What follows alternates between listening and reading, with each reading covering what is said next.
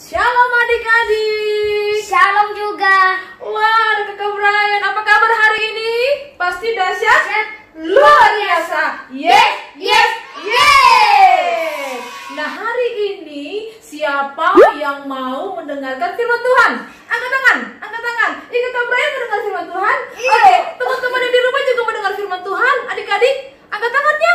Oke. Nah, sekarang sudah siap dengar firman Tuhan? Mari sama-sama kita akan dengarkan firman Tuhan. Oke, kita akan dengarkan firman Tuhan. Kalau beberapa minggu yang lalu ya, Tante Yanti bicara tentang kuasa doa. Lalu Tante Vita pernah juga cerita tentang kuasa perkataan. Lalu Tante Natalia juga cerita tentang kuasa pujian. Nah, saat ini ya, kita akan melihat sama-sama cerita firman Tuhan tentang karya Roh Kudus ya, atau kuasa Roh Kudus. Nah, di dalam Alkitab di situ dikatakan apa? Coba kita lihat dulu Alkitab kita. Buka dulu Alkitab. Ayo Kakak Brian ya. Kita lihat Alkitab kita. Buka Kisah Para Rasul pasalnya yang pertama. Kisah Rasul yang pertama ayatnya yang ke-8. Coba Tante Vita minta Kakak Brian bacakan dong. Ayo, Kisah Rasul pasal yang pertama ayat yang ke-8. Baca kuat-kuat. Ayo. Baca yang kuat, ayo. Tetapi kamu akan menerima kuasa kalau Roh Kudus turun ke atas kamu, dan kamu akan menjadi saksiku di Yerusalem dan di seluruh Yudea dan Samaria dan sampai ke ujung bumi. Oke. Kisah Rasul pasal yang pertama ayat yang ke-8 berkata apa tadi? Kamu akan menerima kuasa kalau Roh Kudus turun ke atas kamu ya. Jadi tanpa kuasa Roh Kudus kita tidak bisa berbuat apa-apa. Walaupun kita berdoa, kita tidak akan bisa mendapatkan jawaban ya. Walaupun kita baca firman, kalau Roh Kudus tidak bekerja, tidak berikan pengertian kepada kita adik-adik, baca-baca aja, dengar aja firman Tuhan, tapi tidak ada Roh Kudus, tidak bisa berbuat apa-apa. Jadi pentingnya Roh Kudus dalam hidup kita ya. Jadi dikatakan tadi, nah, waktu cerita Tante Yanti, kuasa doa.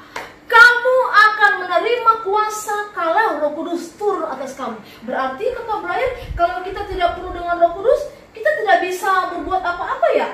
Iya? Iya.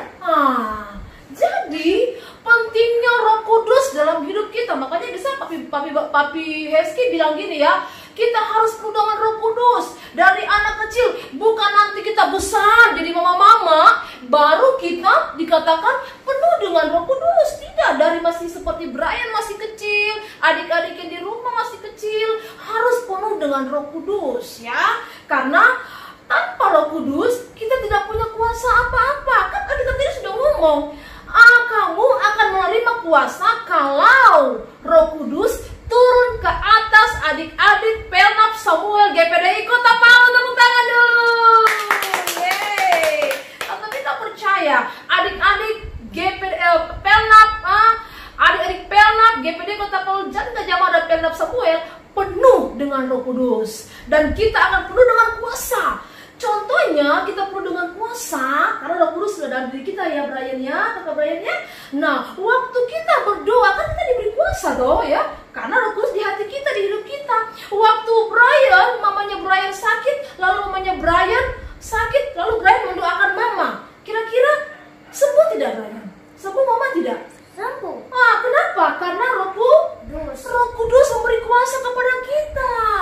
Begitu juga kalau misalnya adik-adik yang di rumah ya, tiba-tiba kakaknya atau adiknya sakit ya, kita kan punya kuasa, diberi kuasa ya. Nah, waktu kita berdoa, karena kita sudah diberi kuasa ya, kalau Roh Kudus ada sama kita, diberi kuasa, waktu berdoa jadi sembuh. Waktuku sedih, waktuku senang, waktuku takut, ku panggil namamu.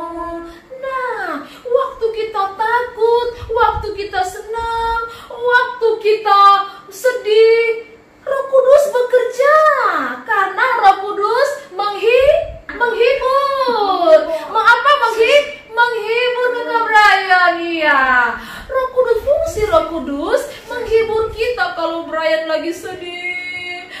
susah hati. Tiba-tiba ada Roh Kudus. Makanya Roh Kudus menghibur. Makanya Brian penuh dengan Roh Kudus. Nah, sekarang adik-adik di rumah tentunya akan bertanya, Tante Vita, bagaimana sih kita bisa tahu apa tandanya kita penuh dengan Roh Kudus? Dulu Brian nakal, sekarang tidak lagi. Dulu Brian tidak suka berdoa, sekarang suka berdoa. Yeay! Dulu Brian tidak suka baca Alkitab, sekarang suka baca Alkitab. Oh, luar biasa ya Kakak Brian ya. Kakak Brian tuh sudah tahu. Tadi Kakak Brian sudah bersaksi ya bahwa tanda Kakak Brian tahu dia penuh dengan Roh Kudus, bahwa kalau dulu dia nakal, sekarang tidak nakal lagi. Wow, lalu kalau dulu Kakak Brian tidak suka berdoa, sekarang dia berdoa. Nah, dulu Kakak Brian tidak suka baca Alkitab, sekarang suka Berdoa. baca Alkitab dan berdoa. Wow, luar biasa. Tentunya adik-adik yang di rumah pun seperti itu. Jadi kalau adik-adik yang di rumah bertanya, bagaimana adik-adik, bagaimana saya bisa tahu Tante Vita? Nah, dari perubahan hidup setiap hari ya. Tentunya adik-adik akan berubah kalau adik-adik penuh dengan Roh Kudus. Kalau Kakak Brian penuh dengan Roh Kudus, pasti hidupnya akan berubah. Wow, luar biasa ya. Pasti adik-adik sudah mengerti firman Tuhan hari ini ya. Jadi mulai hari ini ya, kalau ada adik-adik yang belum penuh dengan Roh Kudus ya, yang mungkin kayaknya saya ini belum penuh Roh Kudus, kayaknya saya ini masih suka marah-marah, itu lagi diproses ya. Jadi tidak langsung tiba-tiba berubah, tidak, lewat proses ya. Proses itu artinya bukan hari ini, tapi dengan perlahan-lahan. Yang penting adik-adik mau berubah. Adik-adik mau apa? Berubah.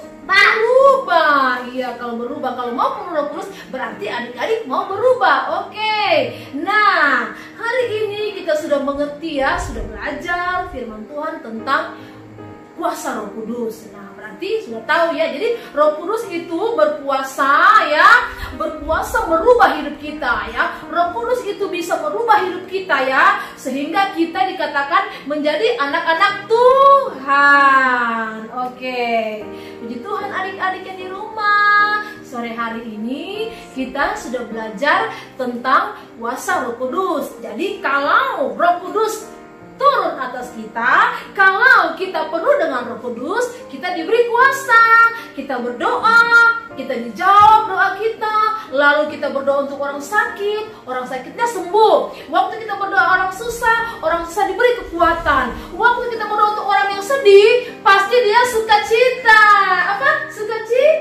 Sukacita. Lalu waktu kita berdoa untuk orang anak-anak yang takut, dia tidak lagi takut, tapi dia akan senantiasa bersukacita. Tepuk tangan dulu buat Tuhan Yesus. Oke, kita dari kita akan berdoa untuk firman Tuhan yang singkat pada saat ini. Mari kita tutup mata, kita berdoa.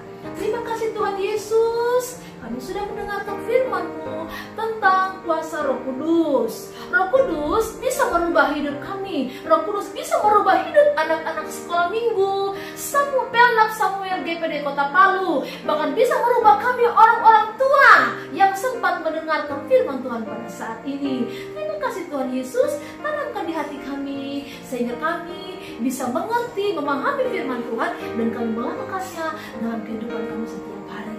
Berkati kami semua, berkati anak-anak sekolah minggu Samuel GPD Kota Palu yang saat ini lagi duduk mendengar firman Tuhan, dan yang ada di mana saja seluruh anak-anak sekolah minggu. Berkati Tuhan. Terima kasih orang-orang tua mereka juga Tuhan memberkati, usaha pekerjaan diberkati oleh Tuhan. Kami mengucap syukur, kami sudah berdoa di dalam nama Yesus. Haleluya. Amin. Shalom. Selamat bertemu kembali pada episode yang berikutnya.